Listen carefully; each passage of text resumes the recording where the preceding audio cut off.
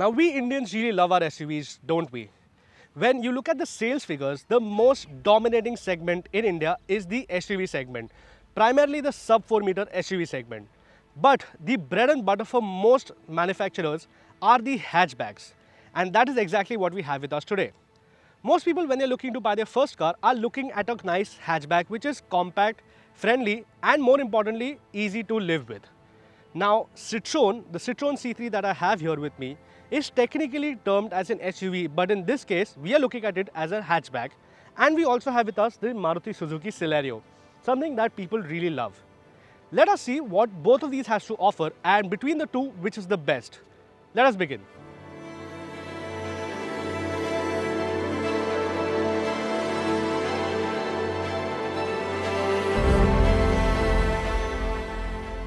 Now, before I begin my comparison, there is one very important element that we need to remember, which is brand image and brand value. Now, that is something Maruti aces because they have been in India for the longest time, whereas Citroen is a relatively new brand. So, for any buyer who is looking to buy the Citroen, they certainly are stepping into uncharted waters, whereas with the Maruti, they know that Maruti is tried and tested in India. With all of that in place, let us begin a comparison between the Celerio and the C3.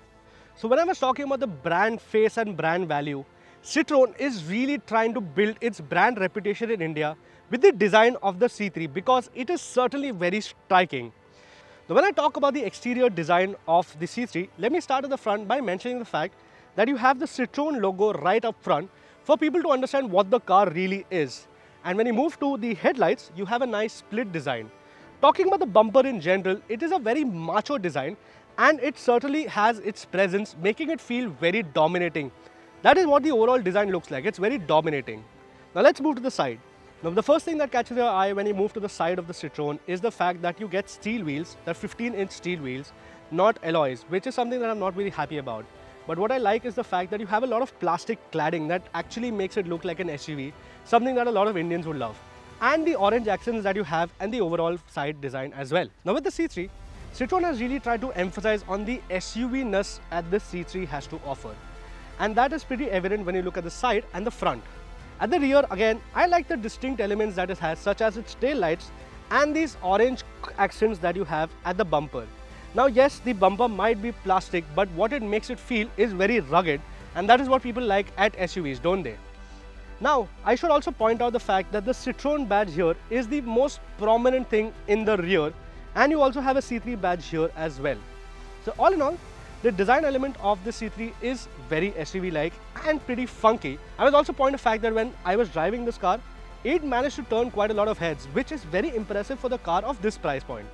With that, let's move to the Celerio now. Now, while Citroen has taken a very futuristic and funky approach for the design elements of the C3, in the case of the Maruti Celerio, things are very understated, and that has always been the case for any Maruti car.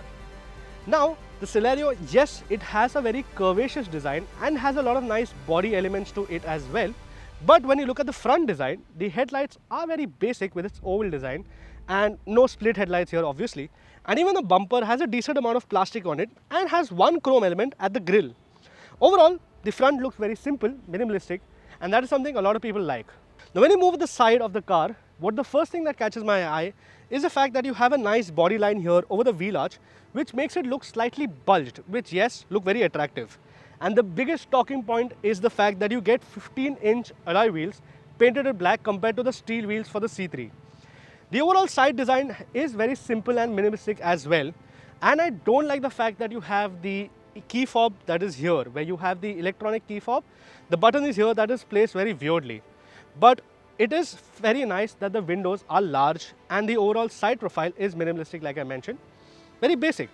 Let's move to the rear of the car. Now when you move to the rear of the Celerio, that is where the design gets slightly more interesting, especially with its tail lights. It gets a teardrop finish tail light, and the bumper doesn't get any plastic cladding such as the C3, but it actually gets a painted finish, and the reflectors are here with the rear sensors. If you ask me, I like the classy and the understated look of the Celerio slightly better than the C3, but looks are subjective. Let me know in the comments below, which do you prefer out of the two?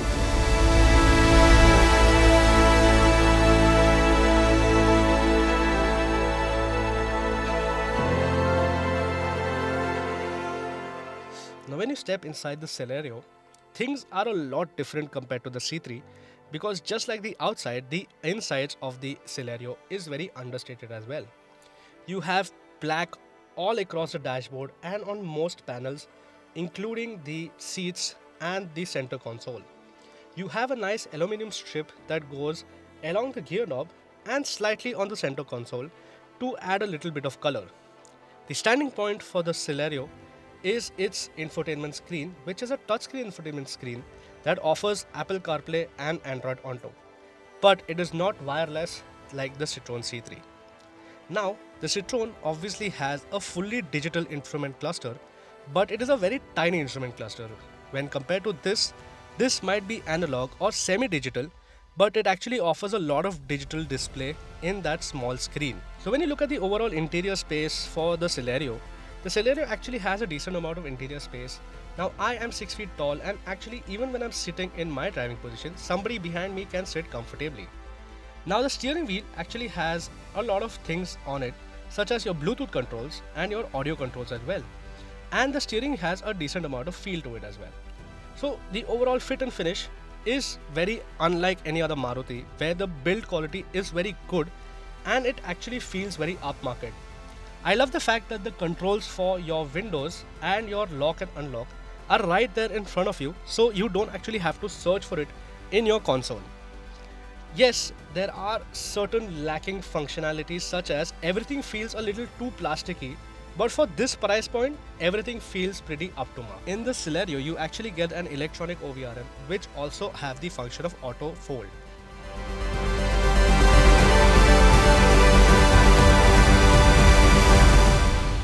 Now, the interiors of the C3 are extremely funky, and just like the outside, the interior is extremely eye-catching as well. Well, yes, you do see a lot of plastic panels, but there is a nice amount of orange and brushed aluminium finishes to make it look very eye-catching and eye-popping. Now, the central display hosts this large screen that actually houses wireless Apple CarPlay and Android Auto, which is certainly a benefit of the cost of the car. But the downside that I find is this minuscule driver's display, which certainly is very distracting because you need to be really looking into it to know what you are actually looking for. With that, I am actually impressed with the overall fit and finish that the C3 has. Actually have a nice feel to it, and the AC vents also are very unique. Now when you look at the overall seating position, the C3 is slightly bigger than the Celerio, so it certainly has more space on the inside, which is something that is very visible when you're sitting at the back seat most importantly. Now when you look at the overall space again in the boot is slightly bigger, the interior space is slightly bigger as well, and the distinctive looks that it has makes the C3 pretty funky for anybody looking to buy a nice and youthful car. But there are certain drawbacks as well. There are small sticks that protrude that actually have to be used to adjust the mirrors. That is something I've not done in a very long time. And the central rear view mirror also doesn't have any dimming functionality, nor manually nor automatic, so that can be a slightly hazard. Other than that, the overall fit and finish is nice, and yes, the C3 is very impressive.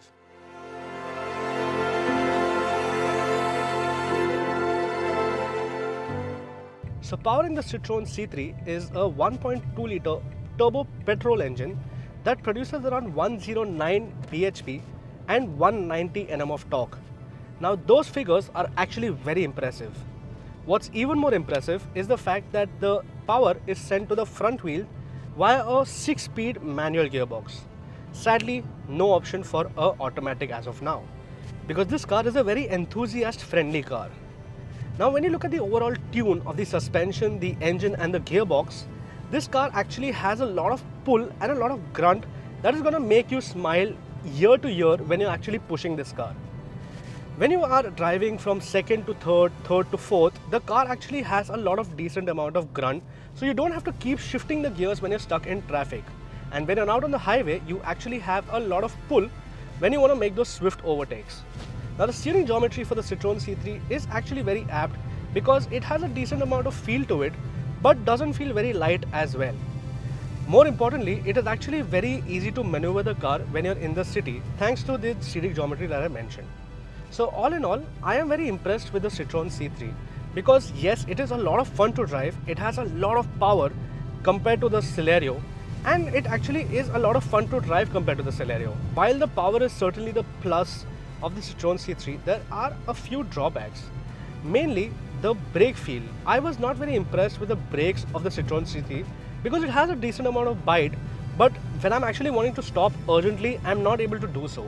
Secondly, for all this power, this car doesn't have a tachometer. So when I actually want to make those slick shifts, I'm not able to do so because I have to listen to the engine to be able to make those shifts. Third is the fact that it doesn't come with an automatic gearbox, and that is something that's going to be a letdown for a lot of people wanting to buy cars today, because automatics are certainly the way that people are going for. Other than that, most people who are going to want to buy this car are going to be enthusiasts who are really going to enjoy the thrill of driving, because the C3 actually offers that very well compared to the Celerio. But where the Celerio aces is in the city, and that is what I'm going to experience right now. Let's jump into the Celerio.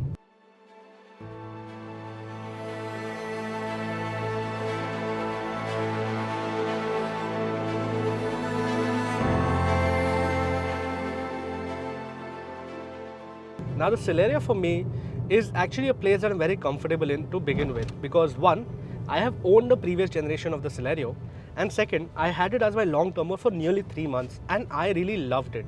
Now I'm not going to be biased in this comparo for the Celerio, because its major downside compared to the C3 is its motor. While the C3 produces almost 109 bhp, this 1 liter motor produces only 66 bhp and 89 Nm of torque. But the advantage is that you get an automatic gearbox. Talking about refinement, the thing that I'm not really happy about with this car is its suspension. When you're going over speed breakers or when you're going over a bad patch of road, you hear a lot of thumps and a lot of undulations are felt on the inside, which I don't know why is it of that sort, because the suspension is not very stiff to begin with. What I like about this car actually is the steering dynamics, because the steering is extremely light and it actually feels very planted when you're driving this. When you compare it to the C3, the steering feels a little more lighter, which is a lot of benefits for people when they're driving in the city. The other benefit that this car has is the overall seating position that you have compared to the C3. The seating position in this feels a lot more better because I'm able to actually adjust myself slightly better compared to the C3. Not like the C3 was bad to begin with, but this is slightly better. Now there's one more bonus that the Celerio had compared to the Citroen, is the fact that it is not a fully... See, this is the third that I was talking about, by the way. Speaking about the instrument cluster, it is a semi-digital instrument cluster, and the best thing is it has a tachometer. Although yes, it might feel a little gimmicky, but it is very beneficial for you when you want to make those overtakes, because you're able to time those gears pretty well, which you can with this AMT gearbox.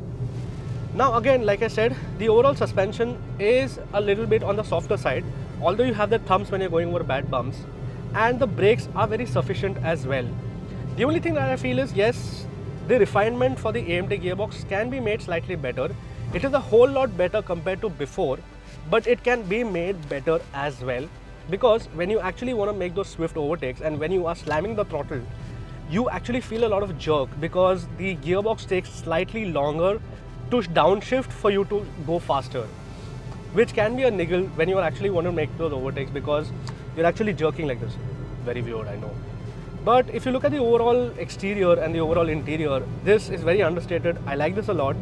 This is something that a lot of people who are driving in the city are going to enjoy. But for the people who are more enthusiasts, they are certainly going to prefer the Citroen C3 for obvious reasons, which is power and the overall feel of the drive. With that, let us now go to the verdict.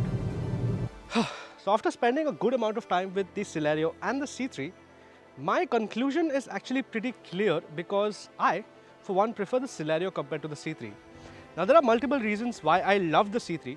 Primarily its power, its driving dynamics and its suspension. But when you're looking at a new hatchback, or when you are somebody who's looking to buy a new hatchback, you certainly have a lot of criteria, and the primary criteria is the price.